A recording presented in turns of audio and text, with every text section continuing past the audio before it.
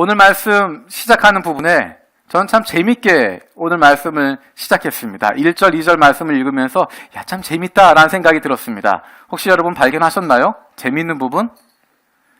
네, 다시 한번 읽어보겠습니다. 1절, 2절. 요한복음 7장 1절, 2절 같이 읽어보겠습니다. 시작. 갈릴리에 다니시고 유대에서 다니려 아니하심은 유대인들이 죽이려 함이로라. 유대인의 명절인 초막절이 가까운지라. 도대체 목사님은 뭐가 재밌다고 하는 걸까? 목사님이 재밌다고 하니 그게 참 재밌다. 저는 우리가 같이 지난해 10월부터 요한복음 말씀 같이 나누고 있습니다. 우리가 갑자기 요한복음을 보는 것이 아니라 작년 10월부터 지금 6개월 넘게 계속 한 구절 한 구절 살펴보고 있습니다. 여러분 요한복음을 보시다 보면 뭔가 특징이 있습니다. 그 중에 한 가지가 뭐냐면 예수님이 활동하시는 것을 지역적으로 구분하고 있습니다. 갈릴리에서라고 이야기하고 유대에서라고 하는 표현들을 사용하고 있습니다. 갈릴리에서 예수님이 활동하실 때의 모습 말씀하시는 내용들과 유대에서의 것들이 조금 다릅니다. 공간적으로 둘이 구분되어져 있습니다. 그리고 요한복음에서 중심을 두고 있는 예수님의 정체성을 구체적으로 드러내는 장소는 유대 지역입니다.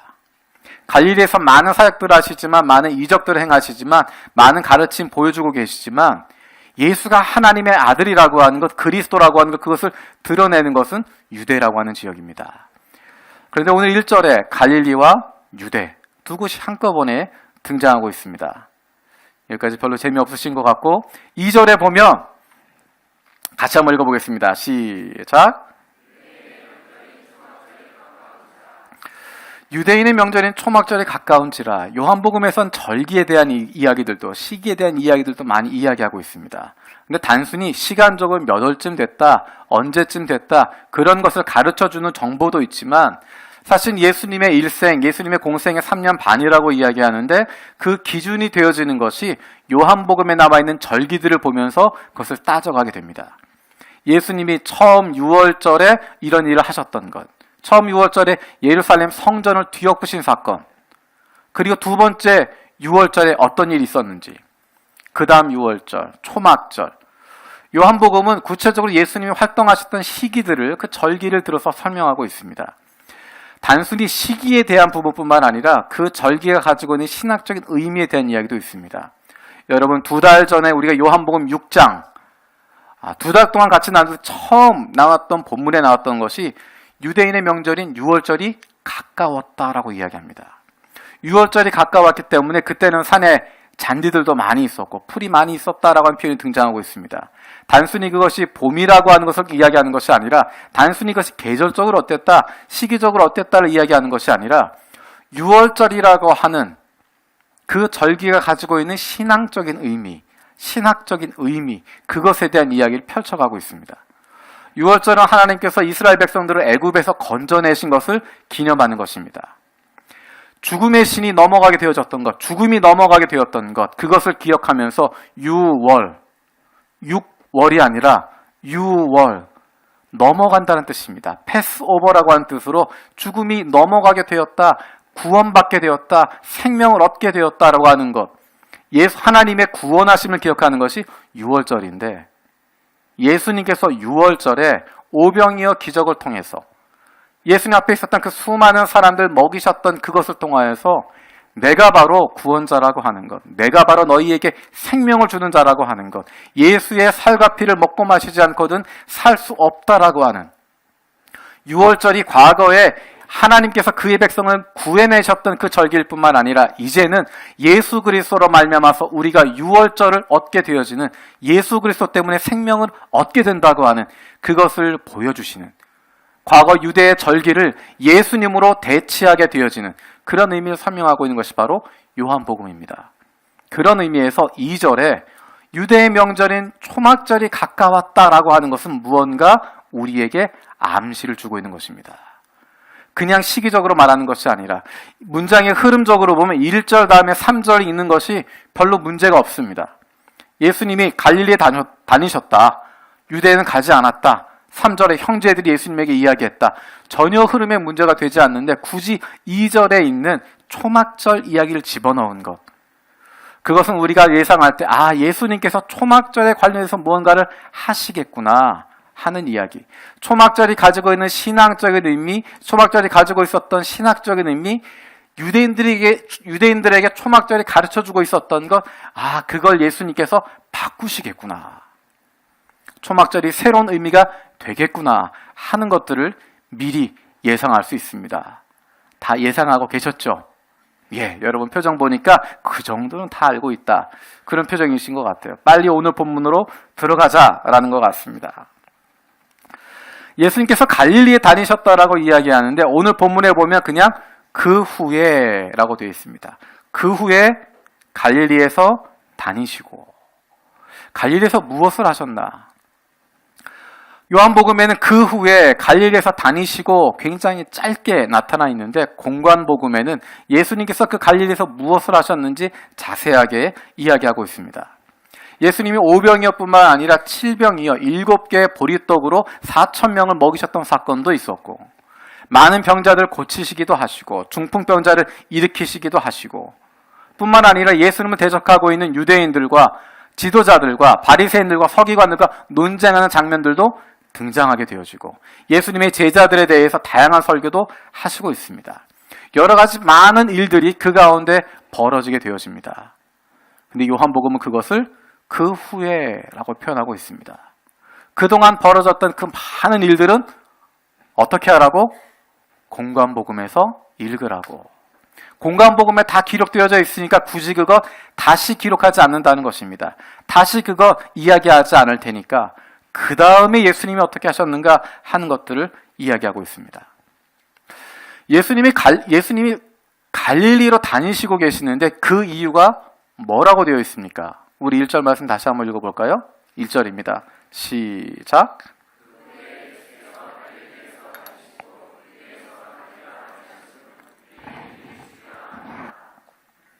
유대인들이 죽이려 하기 때문에 예수님이 갈릴리에 계셨다라고 이야기합니다. 당시의 종교 지도자들, 유대 종교 지도자들이 예수를 죽이기로 작정하고 있었기 때문에 예수님이 갈릴리에 계셨다. 유대로 내려가지 않으셨다. 여러분, 이 이야기를 들으면 어떤 마음이 드십니까? 예수님 죽으러 오신 거 아니에요? 십자가를 지겠다고 작정하신 거 아니었어요? 예수님이 하나님의 아들 아니에요? 예수님이 그리스도 아니세요? 예수님이 권능 있는 분 아니세요? 그런데 왜 유대인들이 그를 죽이려고 했는데 그것을 피해서 갈릴리에 계시냐고요. 죽이려고 하면 그래 죽여봐라 라고 생각하고 그렇게 말씀하시면서 유대로 달려가실 수 있을 텐데 왜 피하시냐고요. 하나님의 아들이 좀 비겁한 거 아니에요? 우리끼리 이야기하니까 여러분 마음속에 있는 이야기 한번 귀를 기울여 보세요. 여러분 마음속에 그런 생각 드신 적 없으신가요? 하나님의 아들이 좀 비겁하신 거 아니야? 그리스도가 좀 약한 거 아니야? 죽음을 불사하고 달려드셔야 되는 거 아니야? 십자가를 향해서 가셔야지. 죽이려고 하는 사람 좀 있다고 그거 피하면 그게 폼이 안 살지. 가오가 안 잡히잖아. 이 비겁하신 거 아니야? 하나님의 아들쯤 되면 뭔가 화끈하게 달려가서 그래 죽일 테면 죽여봐라 딱 하면서 뒤집으셔야 될 텐데 아니 그냥 갈릴리에 다니신 것이 아니라 유대에 가지 않으신 이유가 유대인들이 그를 죽이려고 하기 때문에 가지 않았다. 굉장히 좀 비겁하다. 그런 생각 혹시 여러분 마음속에 들지 않으시나요? 여러분의 표정은 왜 저런 생각을 하실까? 우리 가운데 목사님이 가장 믿음이 적으신 것 같아. 저는 그런 생각이 들었습니다. 읽으면서 갑자기 그 생각이 드는 거예요. 갈릴리에 다니시는데 여기에서 하나님의 나라를 세우시기 위함이라 갈릴리에 중요한 사역이 있기 때문이라 그것이 아니라 갈릴리 다니신 이유가 뭐냐면 유대로 가지 않은 이유가 뭐냐면 거기에는 예수를 죽이려고 하는 사람이 있었기 때문이다라고 이야기합니다. 예수님이 너무 약하신 거 아닌가. 그래도 메시아인데 그리스도인데 그 기적 행하실 수 있는 분인데 왜 안 올라가실까? 가서 뭔가 좀 폼을 잡으시고 한번 뒤집으시면 좋겠는데 여러분 동의하시나요? 여러분뿐만이 아니라 예수님 주변에 있는 사람도 그렇게 생각했습니다. 우리 3절, 4절 읽어보겠습니다. 3절, 4절 읽겠습니다. 시작.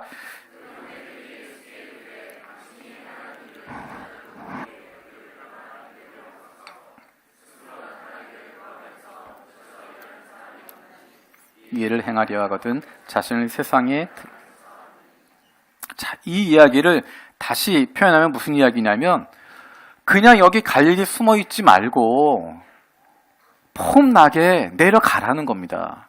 지금 이제 초막절 됐으니까 사람들 많이 모일 때가 됐으니까 사람들 많이 모여있는 때니까 특별히 초막절은 어떤 절기냐면 광야 시대를 기억하는 것입니다. 광야 시대를 기억하면서 그때 율법을 다시 한번 확인하는 것입니다. 집에서 나와서 초막으로 지은 나뭇가지로 지은 그 집에 머물면서 텐트에 머물면서 그래야 하나님 우리에게 말씀하셨지. 하나님의 율법을 기억하는 것이고 그것에 대한 마음으로 뜨거워지는 기간입니다. 그래서 그 마음이 굉장히 하나님 집중하게 되어지고 다른 편으로 이야기하게 되면 로마에 대한 적개심이 커지는 때입니다. 로마에 대한 적개심이 커지고 율법을 지켜야 되겠다는 마음이 들고 1년에 딱 한 번만이라도 단 한 번만이라도 하나님 말씀대로 살겠다고 이야기하는 마음속에 막 뜨거운 하나님에 대한 마음 동시에 애국심이 넘치는 시기입니다. 그러니까 거기는 불 하나만 던지면 누구든 와 하고 움직일 수 있습니다. 거기에 불 하나만 던지면 우리가 같이 봉기하자라고 이야기하면 확 일어날 수 있는 예수님 정도 되는 실력자, 그 정도 능력자가 그곳에 나타나서 한번 기적을 보이시면 능력을 보이시면 수많은 사람들이 예수님을 따르게 되어질 수 있는 그리고 그것으로 혁명을 일으킬 수 있는 중국의 왕이 되어질 수 있는 그런 가능성이 있는 절기가 바로 초막절입니다. 예수님의 형제들이 그렇게 이야기하는 것입니다. 올라가라는 것입니다. 지금이라는 것입니다. 이제 그동안 갈릴리에서 행했던 기적들, 놀라운 일들 그것 거기에 가서 하면 된다는 것입니다. 가서 일을 치라는 것입니다. 한번 벌려보자는 것입니다. 왜 여기 숨어 있냐는 것입니다. 사실은 3절, 4절의 뉘앙스는 두 가지의 뉘앙스가 있습니다. 한 가지는 제가 지금 이야기했던 것처럼 형님, 예수님한테 형님 하니까 이제 본문에 나와 있는 거니까 제가 이렇게 하는 겁니다. 형님, 내려가십시다. 예루살렘으로 가십시다. 거기 가서 능력을 한번 보이고 다른 모든 사람 앞에 자신을 한번 드러내십시다. 한번 힘을 발휘해서 한번 메시아로서 한번 합시다라는 것. 또 한 가지 의미는 뭐냐면 형님, 그렇게 나서기 좋아하고 사람들 모으는 거 좋아하고 대장질 좋아하면 갈릴리가 아니라 저기 예루살렘 가서 거기에 사람들 많이 모여있으니까 거기서 대장 노릇하세요. 골목 대장할 게 아니라 저기 예루살렘 가서 한번 가서 뭐 메시아든 뭐든 마음대로 하세요. 비아냥거리는. 여러분 이 두 가지 중에 어떤 거라고 생각하십니까?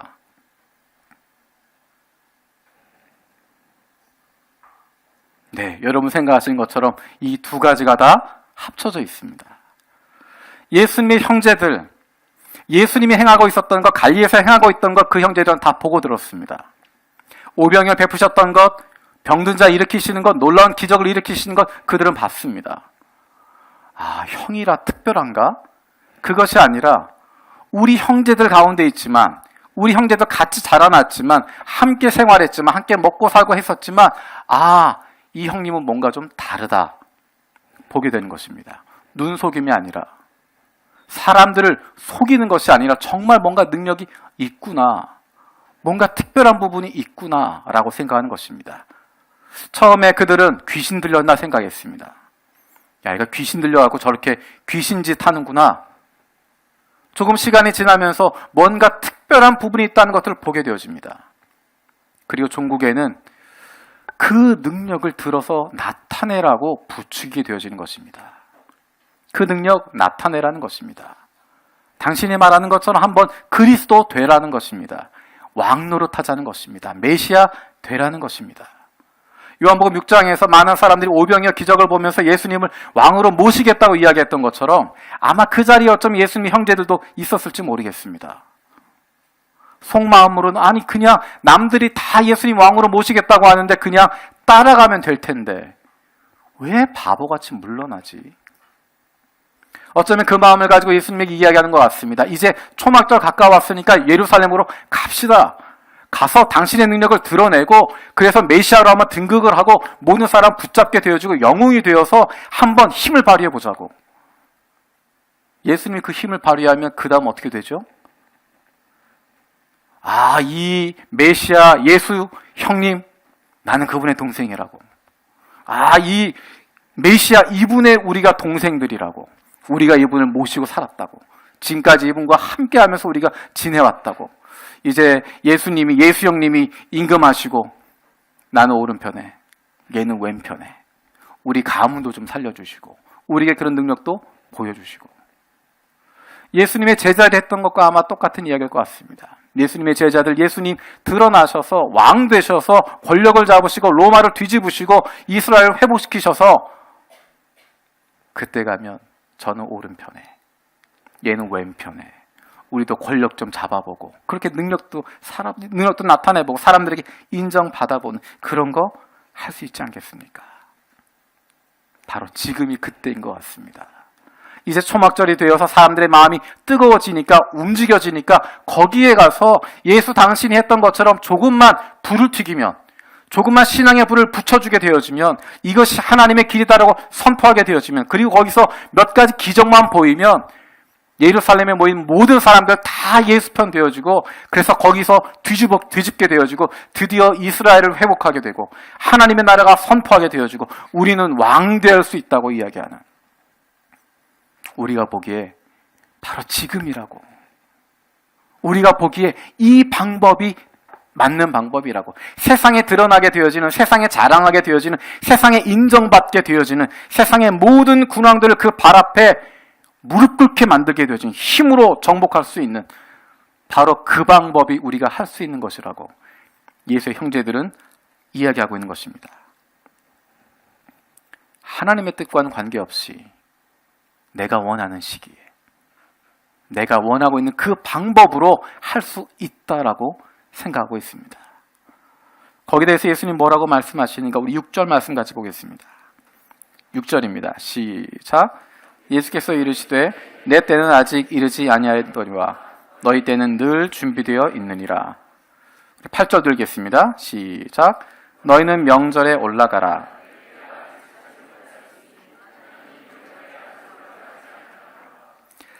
내 때가 아직 이르지 않았다라고 이야기합니다. 요한복음에서 내 때라고 하는 것, 예수님이 말씀하신 그 시기, 그 때라고 하는 것은 예수님이 십자가를 지시는 것을 의미하고 있습니다. 단순히 왕으로 등극하게 되어지는 그것이 아니라 십자가를 지시는 바로 그 순간을 이야기하고 있습니다. 내 때라고 이야기했는데, 내 시기라고 이야기했는데 그것은 아버지 하나님이 원하시는 시기를 이야기하는 것입니다.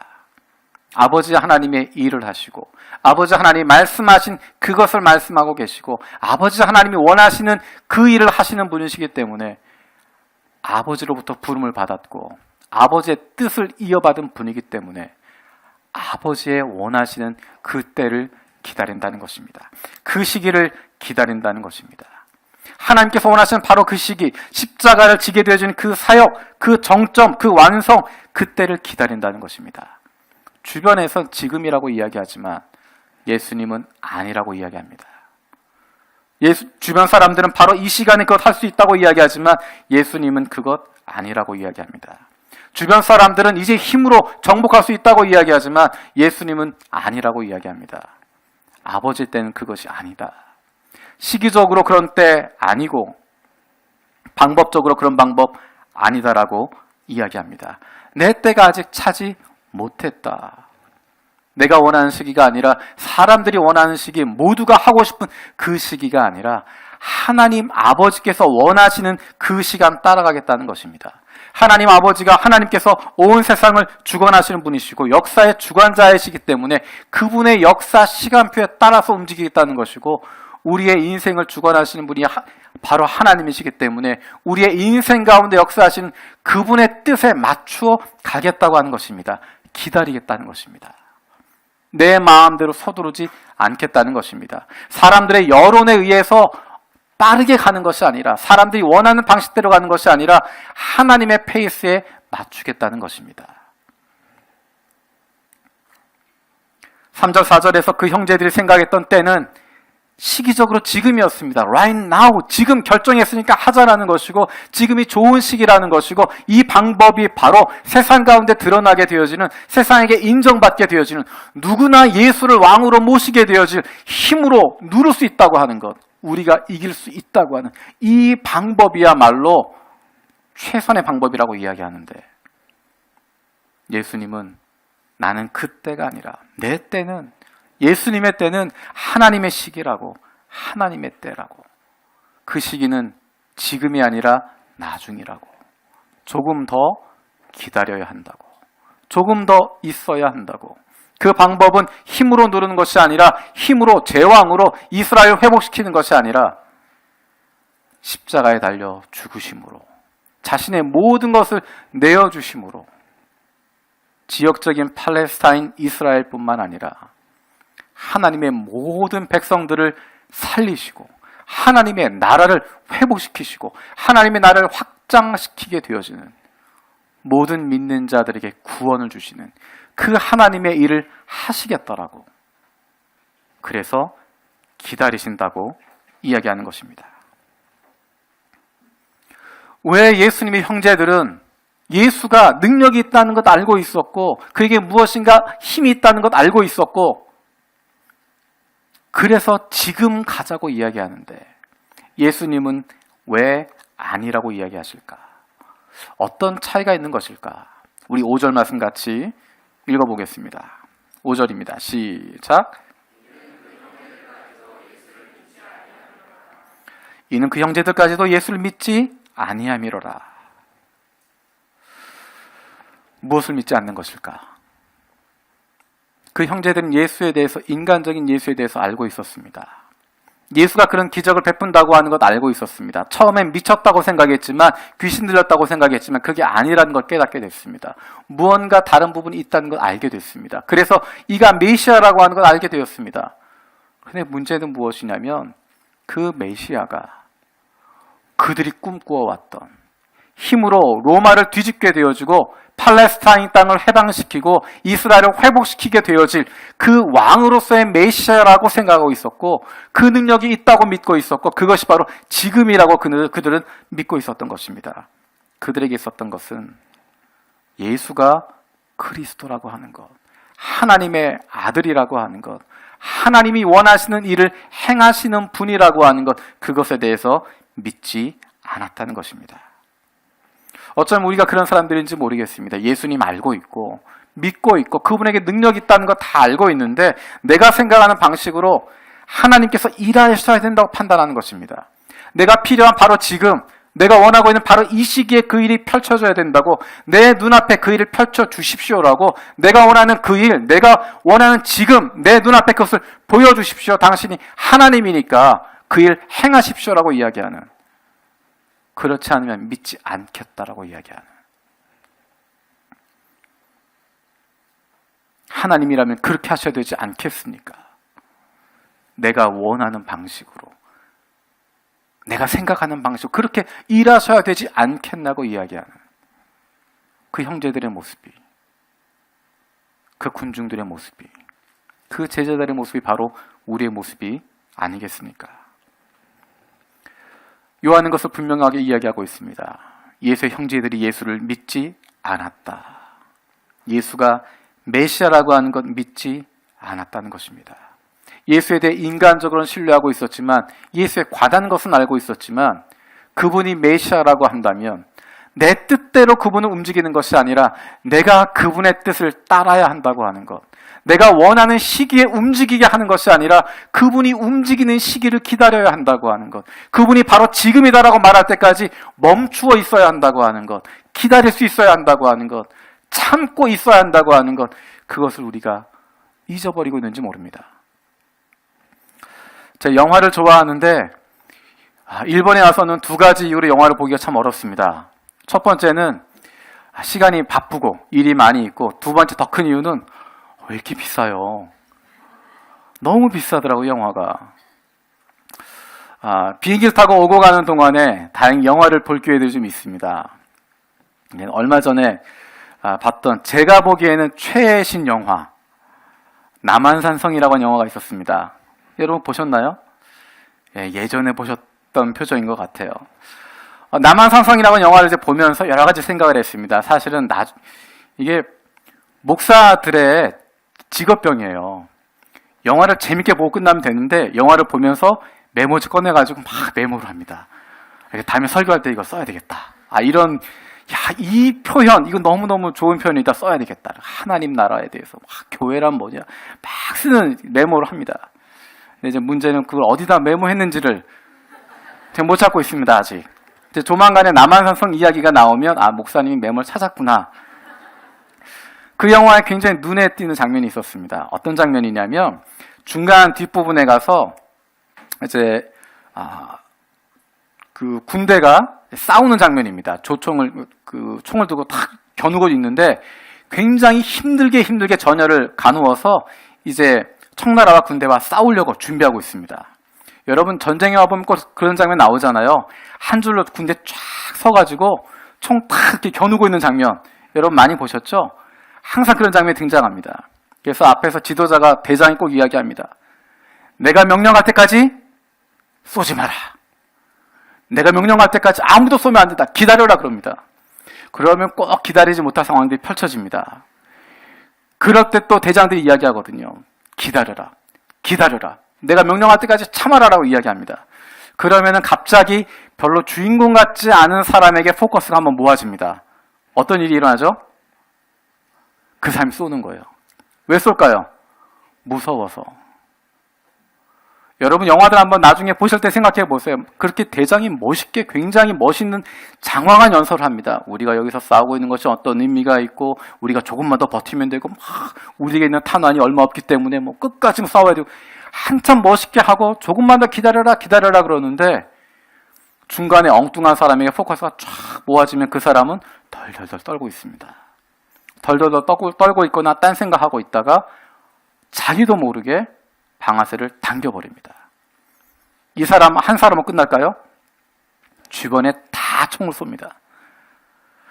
앞에 지휘관이 생각할 때는 그 사정거리를 생각을 하고 한 번 쏜 다음에 뒤로 물러나고 그 다음 사람 오는 것들 다 나름대로 계산하고 시기를 생각하고 거리를 생각하고 규모를 생각하고 계획을 가진 상태에서 기다려라라고 이야기하는 것인데 그 자리에 앉아있는 사람은 당장이라도 나에게 달려들 것 같으니까 당장이라도 지금 내가 뭔가 하지 않으면 내가 죽을 것 같으니까 떨리는 마음에 두려운 마음 가운데 그 때를 기다리지 못하고 지휘관이 이야기했던 그 때를 참지 못하고 그냥 먼저 총을 당겨버리게 됩니다.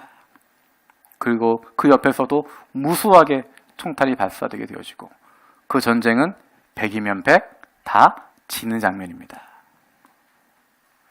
하나님께서 말씀하시는 때 우리가 생각하는 때와 다릅니다. 나는 바로 지금 돼야 될 것 같은데 이제 기다릴 만큼 기다렸고 그래서 여기서 끝냈으면 좋겠는데 여기서 하나님이 뭔가 큰 것을 보여줬으면 좋겠는데 큰 놀라운 이적을 나타내시면서 하나님의 능력을 나타냈으면 좋겠는데 바로 지금 right now 했으면 좋겠는데 하나님 우리에게 조금 더 기다리라고 말씀하십니다. 아직 아니다 이야기하십니다. 그러면 기다리는 것입니다. 우리에게 필요한 믿음 바로 그것입니다. 기다릴 수 있는 믿음을 주십시오. 기다릴 수 있는 믿음을 나에게 주십시오. 그냥 교회 다니는 믿음 그것이 아니라 종교 안에 기독교 개신교라고 적는 그런 믿음이 아니라 예수에게 생명이 있다고 믿는 믿음.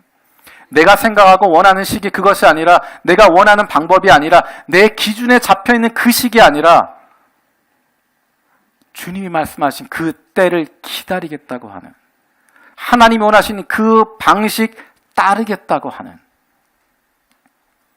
하나님 말씀 따르면 내 방식이 아니라 내 시기가 아니라 하나님의 뜻대로 내가 순종하면 내가 살 수 있다고 하는 내가 생명 얻게 되어진다고 하는 하나님의 뜻이 이루어지게 된다고 하는 바로 그 믿음. 그때까지 기다리겠습니다라는 믿음. 예수가 그리스도라고 하는 믿음.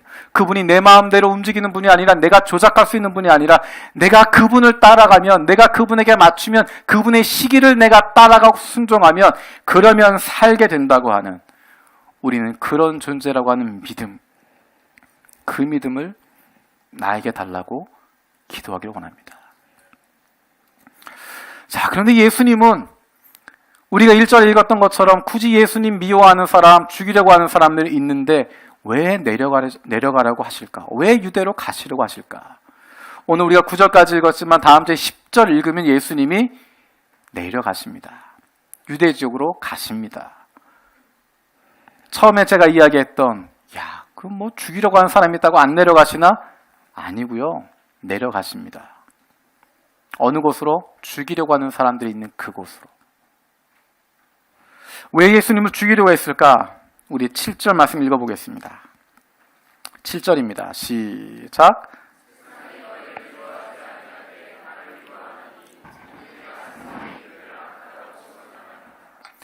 세상이 예수님을 미워했다고 이야기합니다. 그래서 1절에는 예수를 죽이려고 했다라고 이야기합니다. 우리가 지난번에 읽었던 요한복음 말씀들을 보면 사람들은 예수를 죽이려고 결정하게 되어집니다. 어느 시기냐면 예수님께서 지난 6월절에 베데스다 연못에서 38년 된 병자를 고치십니다. 고친 것으로 죽이느냐? 아닙니다. 그냥 고치고 끝났으면 되는데 첫 번째 문제, 그날은 6월절이요. 그날은 안식일이었습니다. 안식일에 병자를 고치셨습니다. 안식일에 그 사람에게 그 자리를 들고 일어나 걸으라고 이야기했습니다. 의도적으로 안식일의 규율들을 그들이 가지고 있었던 장로의 유전을 어기도록 만드신 것입니다.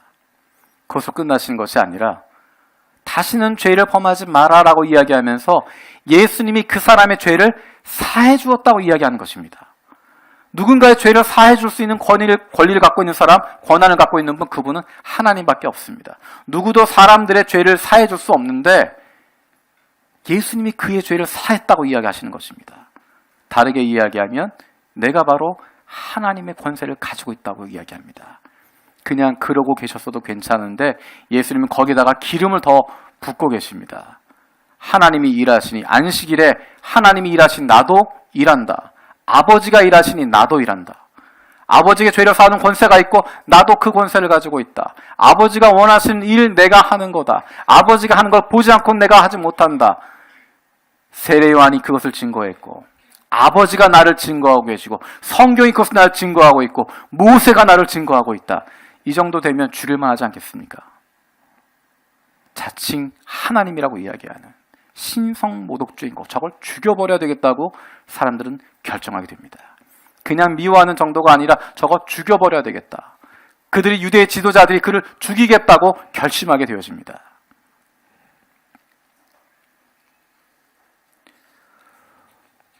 그리고 예수님께서 처음 예루살렘에 사셨던 것은 예루살렘 성전을 청결케 하시는 것이었습니다.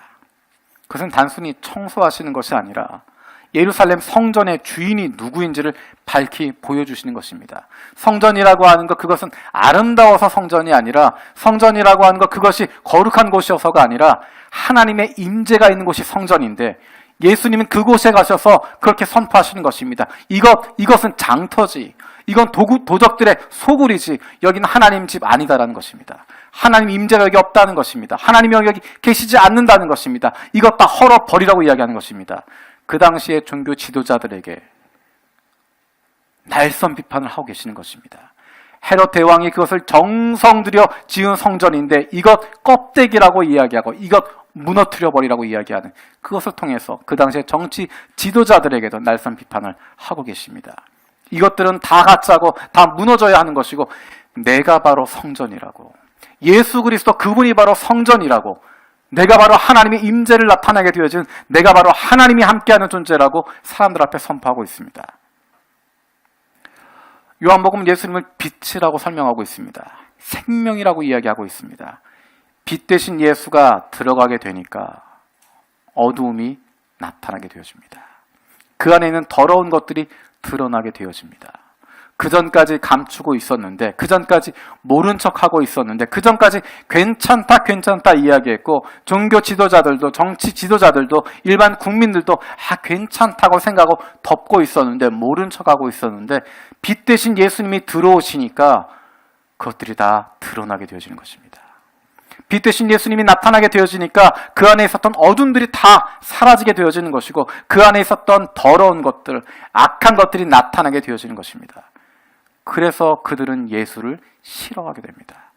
예수를 미워하게 됩니다. 나의 더러운 것, 나의 악한 것, 나의 죄된 것들이 나타나게 되기 때문에, 예수가 옆에 오면 내 양심이 찔리기 때문에, 예수가 나에게 다가오게 되어지면 내 마음 가운데 있었던 내가 죄인이라고 하는 걸 깨닫게 되기 때문에, 그래서 싫은 겁니다.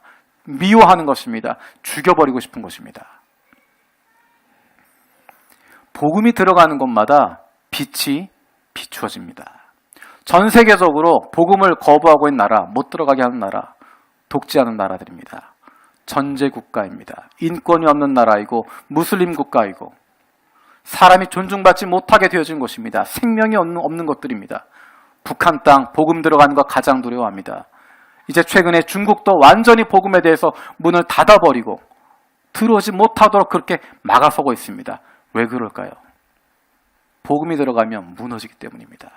복음이 들어가면 빛이 비추어지기 때문입니다. 그 안에 어둠이 드러나게 되어지고 죄악이 드러나게 되어지고 사람들이 깨닫게 되어지고 사람들이 하나님을 닮아가게 되어지고 그 안에 우리가 하나님의 자녀라고 하는 것 깨닫게 되어지면서 이 사회가 달라져야 한다는 것 이야기하기 때문에 단순히 종교의 자유의 문제가 아니라 사회가 변화되어지고 사람들이 달라지기 때문에 가정들이 새로워지기 때문에 그래서 더 이상 기득권자들이 더 이상 독재하고 있는 사람들이 더 이상 그들이 자기들의 권리를 누릴 수 없기 때문에 그 나라 질서가 무너지기 때문에 종교의 자유 그것의 문제가 아니라 사회가 무너지는 죄를 그들에게 물으면서 복음을 전하지 못하게 하고 있습니다. 예수가 있는 곳에는 복음이 있는 곳에는 빛이 비추게 되어져 있고 그 주변에 악이 드러나게 되어 있고 그 사람들이 불편하게 되어져 있습니다. 예수와 함께 있는 것, 복음이 들어가 있는 것, 그것이 힘들고 어렵게 되어집니다. 저와 여러분이 있는 삶의 현장에서 어떻습니까? 우리가 살아가고 있는 그곳에서 주변에 있는 사람들이 우리 교회가 있는 이곳에서 주변에 있는 사람들이 어떻게 우리를 보고 있습니까? 교회 다니는 사람들 피곤해, 말 많아, 시끄러, 힘들어, 이기적이야, 뭐 하면 무슨 집회 있다고 가자 그래, 무슨 뭐 한다고 뭐 때문에 빠져야 된다 그래. 그래서 싫어하고 불편해합니까? 아니면 저 사람이랑 같이 있으면 난 정말 내가 도둑놈 같아. 저 사람이랑 같이 있으면 정말 나는 죄인인 것 같아. 저 사람 살아가는 모습을 보면 아유, 내가 참 나쁜 놈이라는 게 보여. 저 가정의 모습을 보면 우리 가정은 문제 있는 가정이라는 게 보여.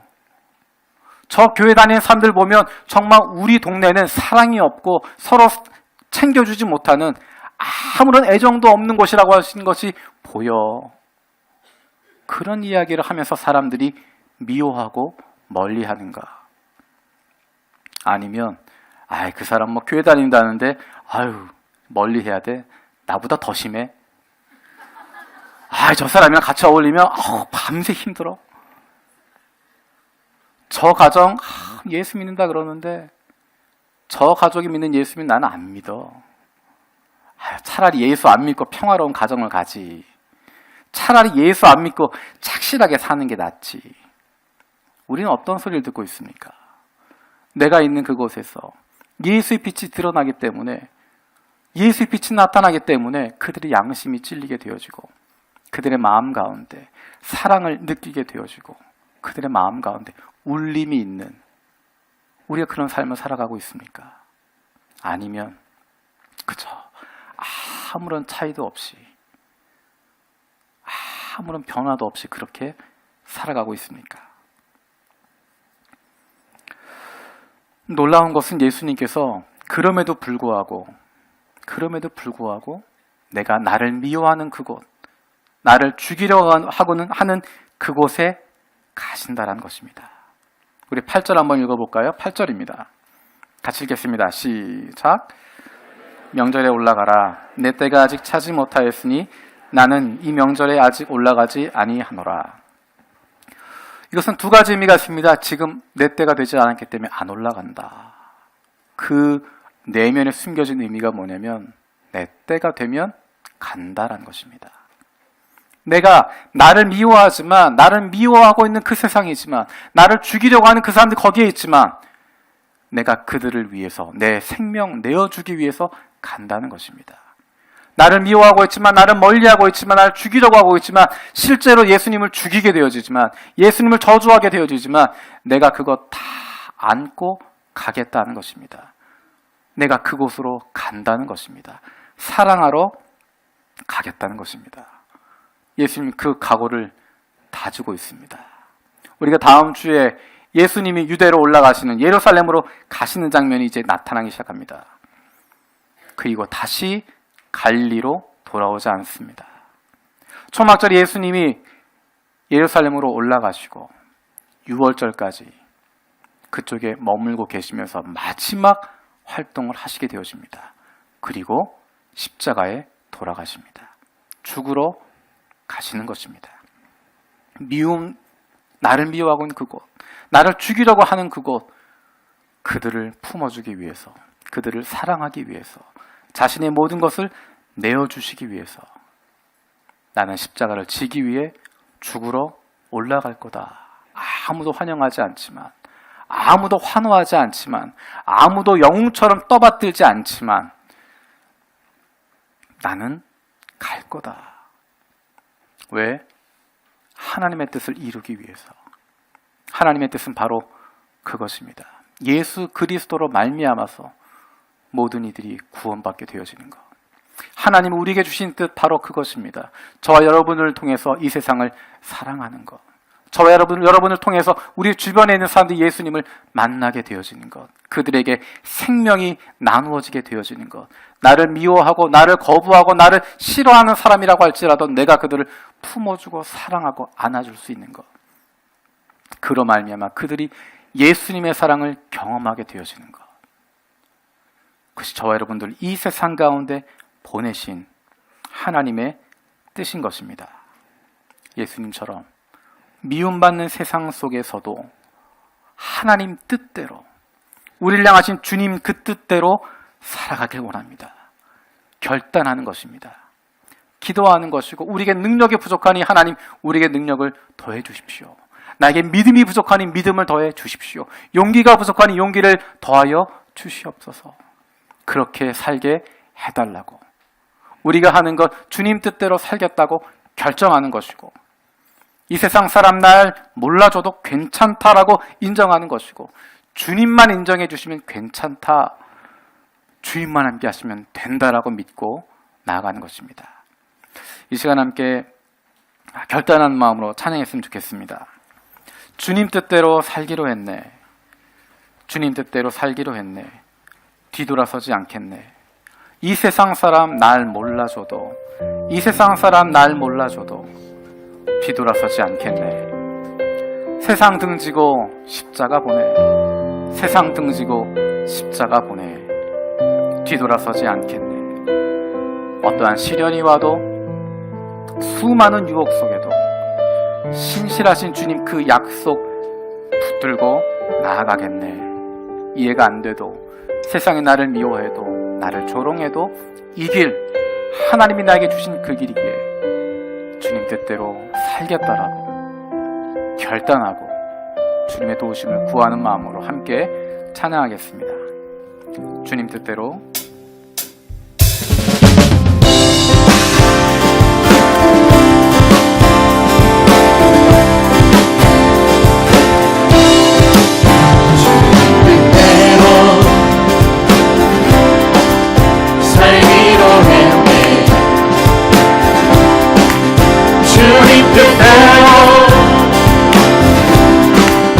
살기로 했네.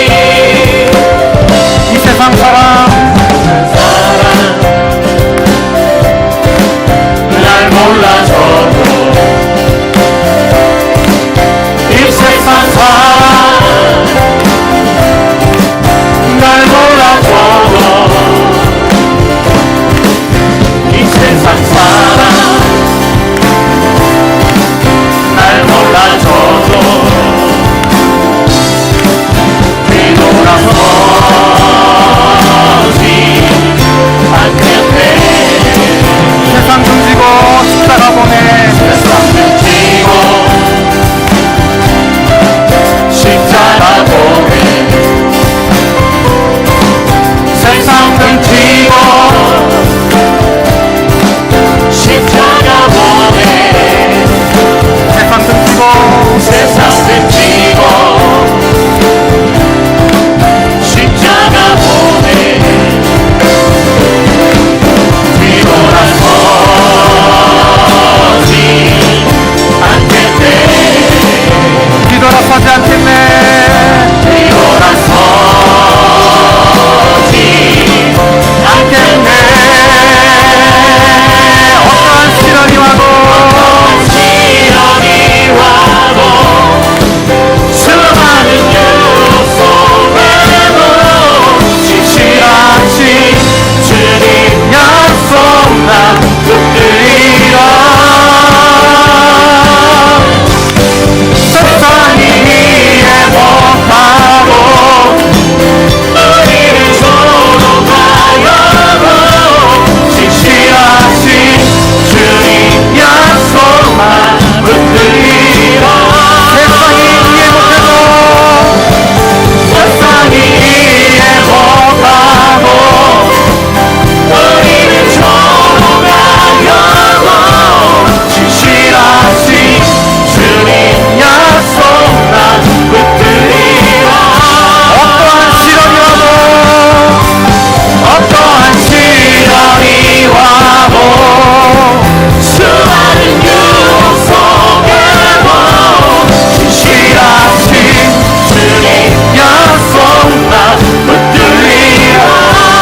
세상이 이해 못하고 우리를 썰어가야도 세상이 이해 못하고 우리를 서로 가려도 지시하신 주님 약속 난 붙들리라. 결국 돌아서지 않으리.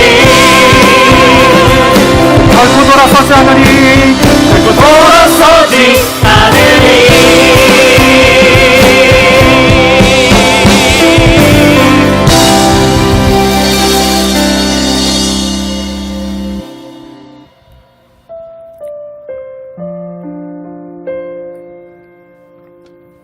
우리에게 기도하기 원합니다. 하나님 뜻대로 사는 것,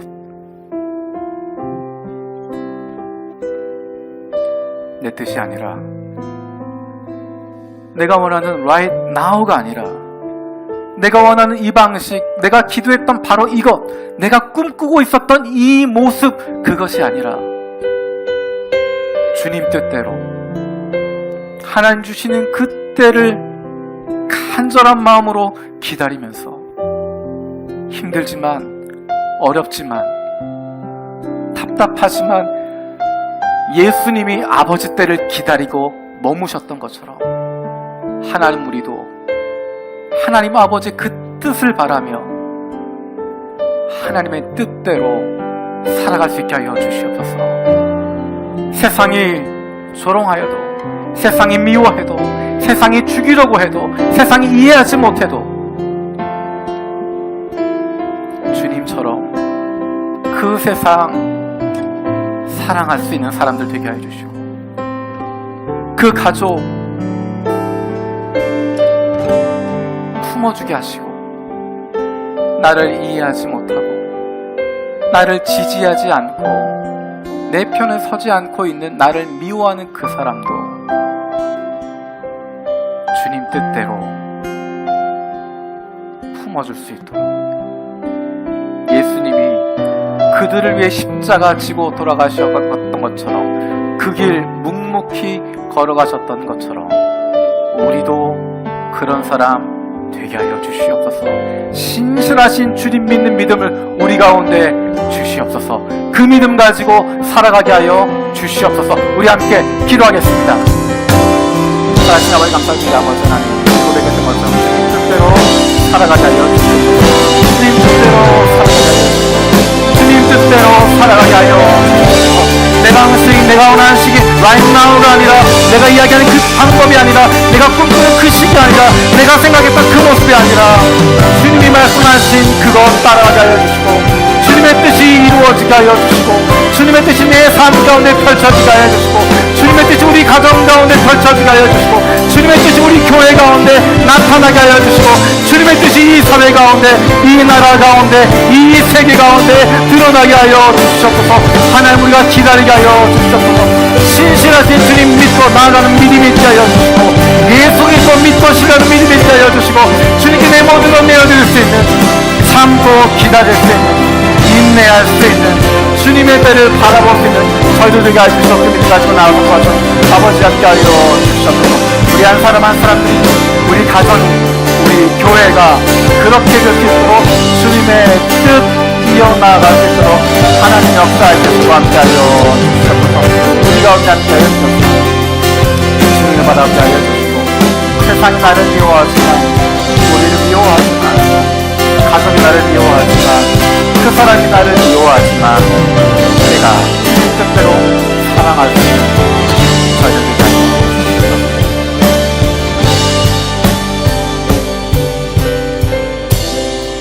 살아계신 아버지 하나님,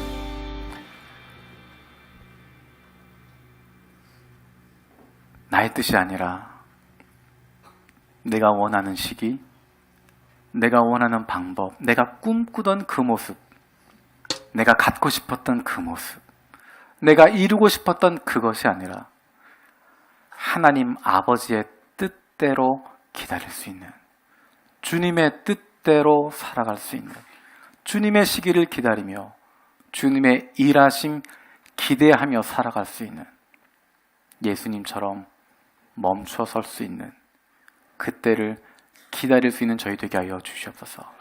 나의 뜻을 이루는 것이 아니라 주님의 뜻이 펼쳐지고 주님 뜻대로 살아가는 우리 한 사람 한 사람 되게 하여 주시고, 우리의 가정 되게 하시고, 우리 교회 되게 하여 주시옵소서.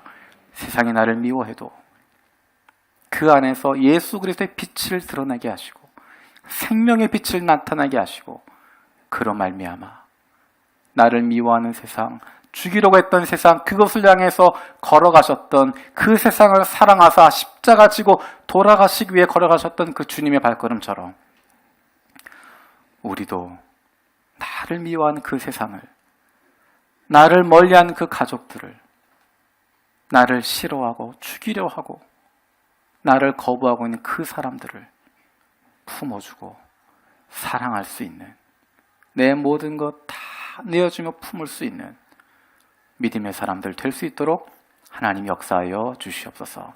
감사드리고 예수님의 이름으로 기도드립니다. 아멘.